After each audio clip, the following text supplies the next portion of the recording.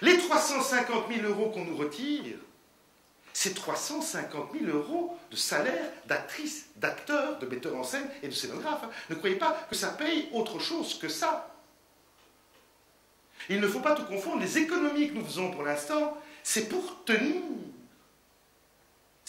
ces montants et que ça n'était pas possible si l'équipe encadrante n'avait pas fait l'effort de faire pénaliser les artistes de cette diminution budgétaire.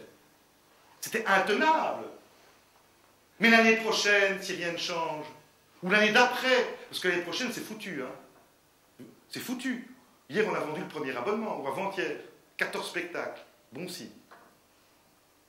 Oui, on peut en prendre 7 ou 10. L'année prochaine, l'année d'après, pas d'augmentation. Mais c'est moins d'actrices et d'acteurs. Hein. Qu'est-ce que vous voulez faire? Pas couper le directeur technique en deux. Hein. Moins d'acteurs sur les plateaux, moins d'actrices sur les plateaux. C'est tout à fait faisable de faire ça. Et ça permettrait, quels que soient les budgets, quelle que soit l'économie actuellement qui est demandée, que les artistes de ce pays, qui travaillent dans les arts de la scène, ne soient pas ceux qui soient pénalisés plus que d'autres. Peut-être comme les autres, mais pas plus que d'autres. À court terme, nous recommandons, si les moyens pour respecter les engagements signés ne sont pas trouvés autrement, de reconsidérer la décision en concernant la répartition de l'économie de 1 66 000 € et de la répartir proportionnellement dans le secteur. C'est ce que les Flamands ont fait. Je ne suis pas toujours d'accord avec ce qu'ils font, mais là, ils ont réparti égalitairement l'économie qui devait être faite à travers l'ensemble des opérateurs. Alors, peut-être que ça ne leur permet pas, parce qu'ils ont fait ça, de créer des politiques nouvelles. Oui, mais il faut quand même honorer ce qui est signé avant de faire des politiques nouvelles. C'est la crise, non? Puis moi, je ne dis pas qu'il faut peut-être faire une économie de plus que 1 66 000. Il faut peut-être dire, on va faire un travail solidaire sur 1,4 million, 1,5 million, et dégager solidairement des moyens pour de nouvelles initiatives, mais de manière solidaire. Pas en mettant 35% sur un théâtre, qui de plus a les chiffres les plus performants de la communauté française.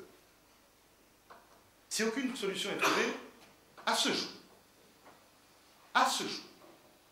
et il y en a qui font glurps dans la salle, je ne sais pas comment payer ça. Là, tout de suite, je ne sais pas. Je dois ça.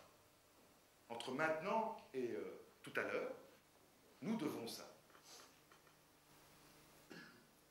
Tous ces gens, tous ces artistes vont avoir 30% de revenus en moins que ce à quoi ils ont droit normalement, de ce à quoi ils auraient eu droit les saisons passées si les budgets avaient été respectés. Toute l'équipe fixe devra coûter, pour pouvoir poursuivre, 15% de moins que ce qu'elle coûte aujourd'hui. Mesdames, Messieurs, je ne crois pas que je vais pouvoir accepter intellectuellement qu'une équipe continue à travailler pour moi à 4/5e.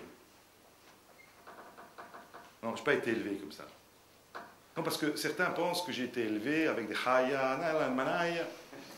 J'ai été élevé comme ça, moi, hein, quand je m'endormais. Avanti populo della riscossa, paniera rossa.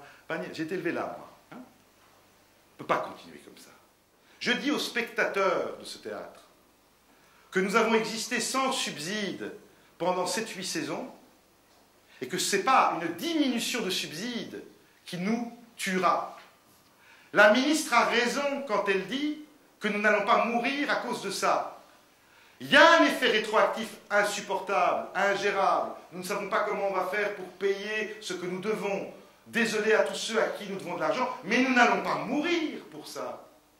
Nous sommes beaucoup trop forts pour mourir à cause de ça. Mais c'est injuste, mesdames, messieurs. Il n'y a pas de raison d'accepter cette injustice.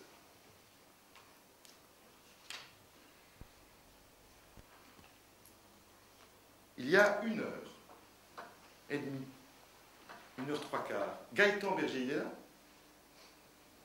collaborateur du public, m'a porté un truc qu'il a trouvé sur le net.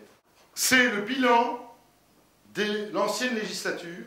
C'est écrit, c'est sur le site de la ministre. Ça fait le bilan de son premier mandat de ministre. Et ce que je vous indique là, c'est le dernier paragraphe. C'est de son porte-parole, Pascal Sac, je crois. Et c'est un document PDF. Hein. Je veux dire, ok.